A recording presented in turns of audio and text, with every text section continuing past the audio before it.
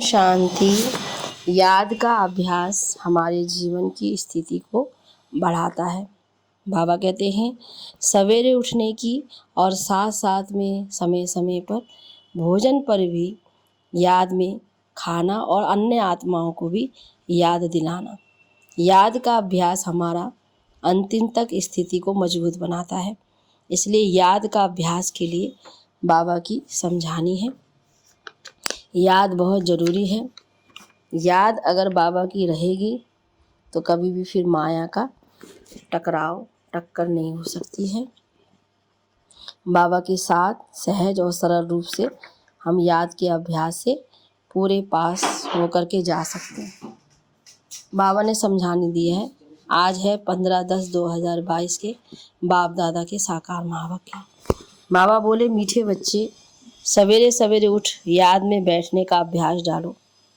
भोजन पर भी एक दो को बाप की याद दिलाओ। याद करते करते पास विद ऑनर हो जाएंगे। प्रश्न में किस एक कमी के कारण बच्चों की रिपोर्ट बाप के पास आती है?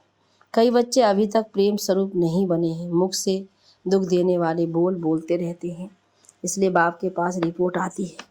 बच्चों को बहुत प्रेम से चलना है। अगर स्वयं में ही कोई अवगुण रूपी भूत होगा तो दूसरों का कैसे निकलेगा। इसलिए देवताओं जैसा प्रेम बनना है, भूत निकाल देना है।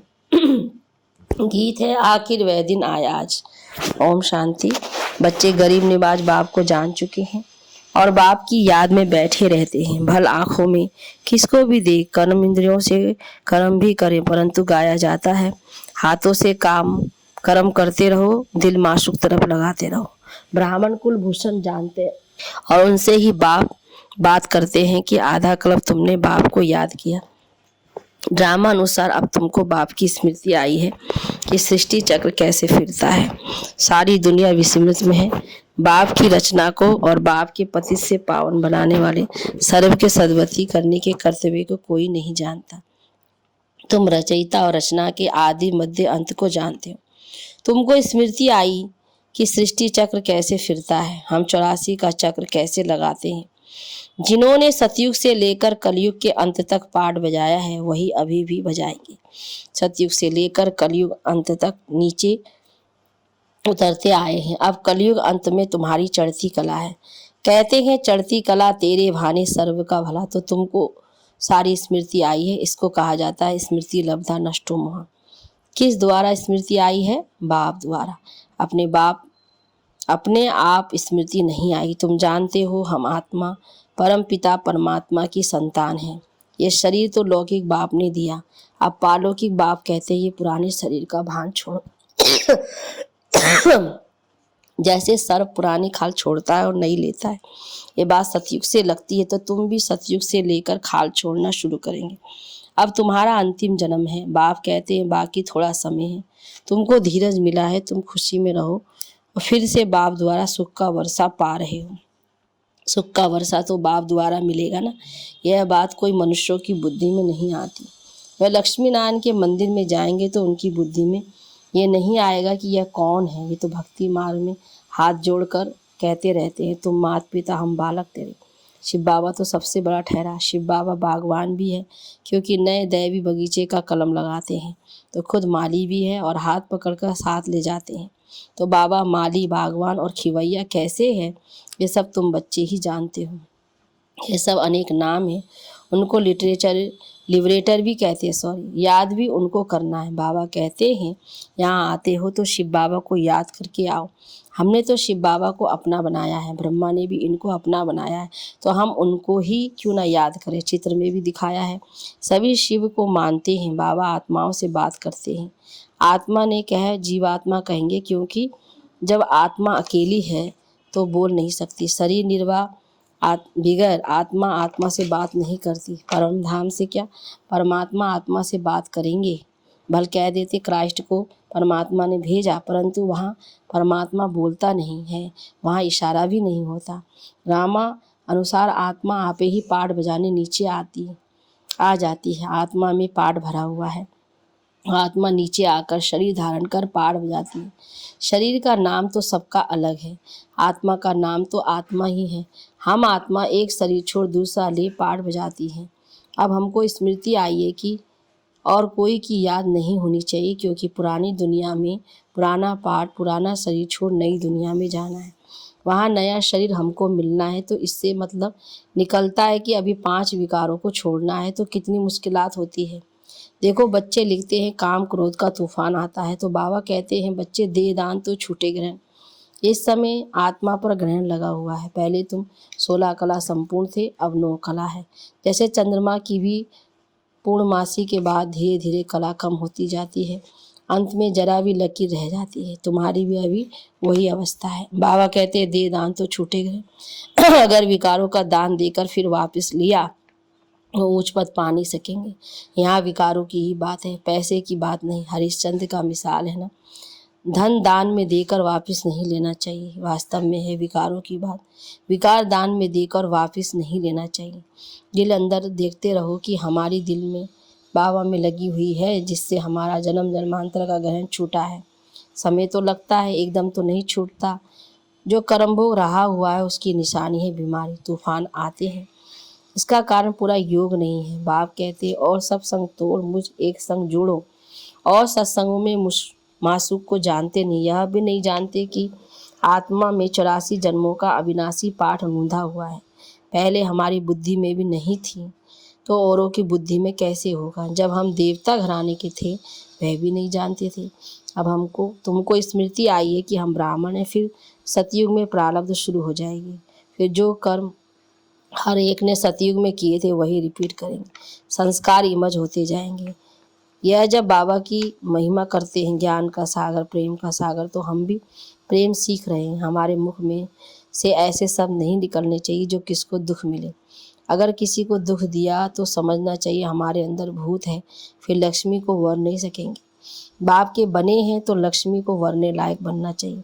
अगर कोई भूत रह गया तो तीर्था में चले जाएंगे। बच्चों में क्रोध नहीं होना चाहिए, बड़े प्रेम से चलना चाहिए। देखो बाबा के कितने बच्चे हैं, तो भी बाबा क्रोध थोड़ी करते हैं। तो तुमको भी बड़ा प्रेम स्वरूप बनना है। अभी कई बच्चे प्रेम स्वरूप नहीं बने हैं।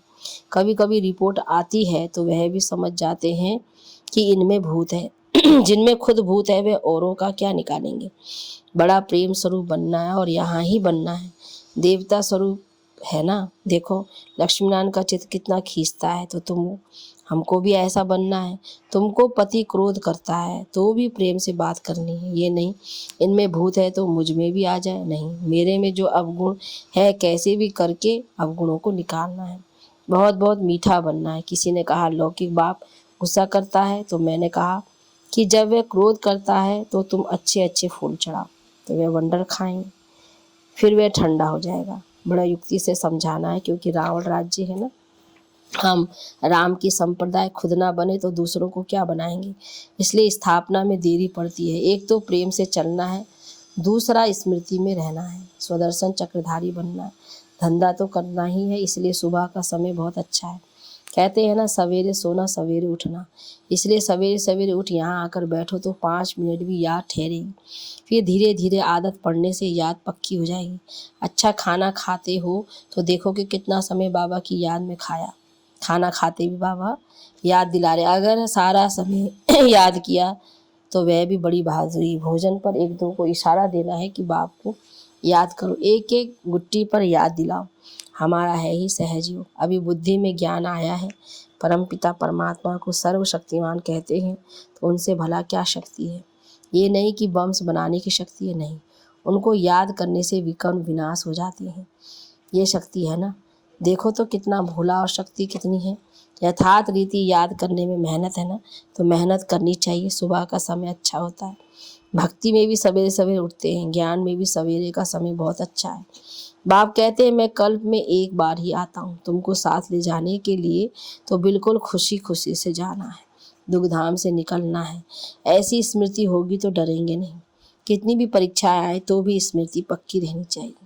ऐसी अवस्था जमानी है। अब तुम बच्चों को हम सो हम का अर्थ भी समझाया है। हम सो परमात्मा नहीं लेकिन परमात्मा का बच्चा हूँ, ये हो गया हम सो के चक्र का दर्शन। इस याद से ही खाद निकलेगी। खाद निकालने का समय ही है अमृत वेला। तो पास विद ऑनर बनने के लिए कृष्णपुरी का मालिक बनाने वाले बाप को याद करना है। अच्छा मीठे मीठे सिकिला दे बच्चों प्रति माता पिता बाप दादा का याद प्यार और गुड मॉर्निंग। रूहानी बाप की रूहानी बच्चों को नमस्ते, रूहानी बच्चों की रूहानी बाप दादा को गुड मॉर्निंग, नमस्ते बाबा नमस्ते। धारणा के लिए मुख्य सार। पहली पॉइंट, धंधा आदि करते भी स्वदर्शन चक्रधारी बनकर रहना है। एक दो को बाप की याद दिलानी है। कितनी भी परीक्षाएं आ जाएं तो भी स्मृति में जरूर रहना है। दूसरा, विकारों का दान देकर फिर कभी वापस नहीं लेना है। किसी को भी दुख नहीं देना है, क्रोध नहीं करना है। अंदर जो भूत है उन्हें निकाल देना है। वरदान में मालिकपन की स्मृति द्वारा परवश स्थिति को समाप्त करने वाले सदा समर्थ भव। बाबा ने कहा जो सदा मालिकपन की स्मृति में स्थित रहते हैं उनके संकल्प ऑर्डर प्रमाण चलते हैं। मन मालिक को परवश नहीं बना सकता। ब्राह्मण आत्मा कभी अपने कमजोर स्वभाव संस्कार के वश नहीं हो सकती। जब स्वभाव शब्द सामने आए तो स्वभाव अर्थात स्व प्रति व सर्व के प्रति आत्मिक भाव, इस श्रेष्ठ अर्थ में टिक जाओ। और जब संस्कार शब्द आए तो अपने अनादि और आदि संस्कारों को स्मृति में लाओ तो समर्थ बन जाएंगे, परवश स्थिति समाप्त हो जाएगी। स्लोगन में है, वरदानों की शक्ति जमा कर लो तो परिस्थिति रूपी आग भी पानी बन जाएगी। वरदानों की शक्ति जमा कर लो तो परिस्थिति रूपी आग भी पानी बन जाएगी। तो आज विशेष रूप से मातेश्वरी जी के अनमोल महावाक्य को सुनेंगे। पहला, बदनसीबी और खुशनसीबी।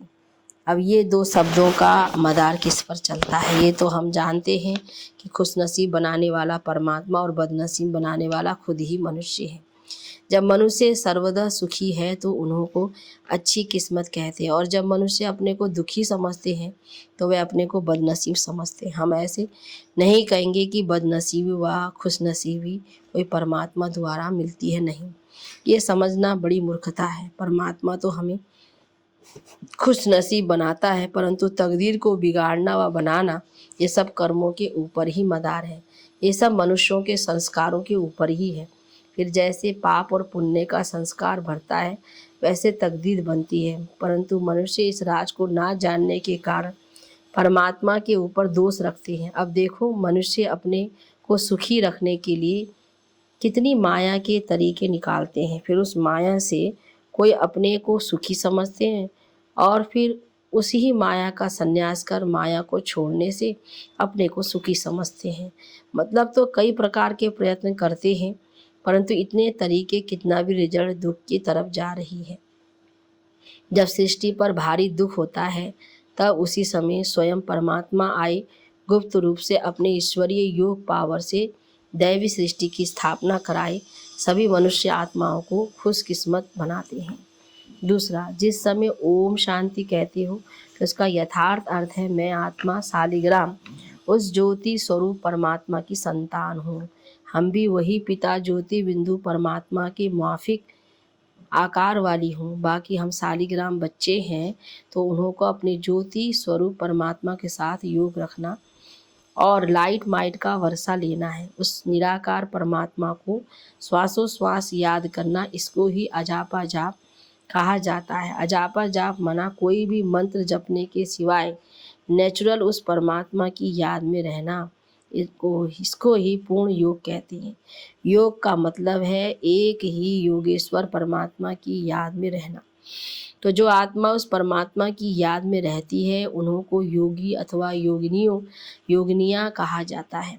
जब उस योग अर्थात याद में निरंतर रहे तब ही विकर्मों और पापों का बोझ नष्ट होता है और आत्माएं पवित्र बन भविष्य जन्म में देवताई प्रारब्ध पाती है।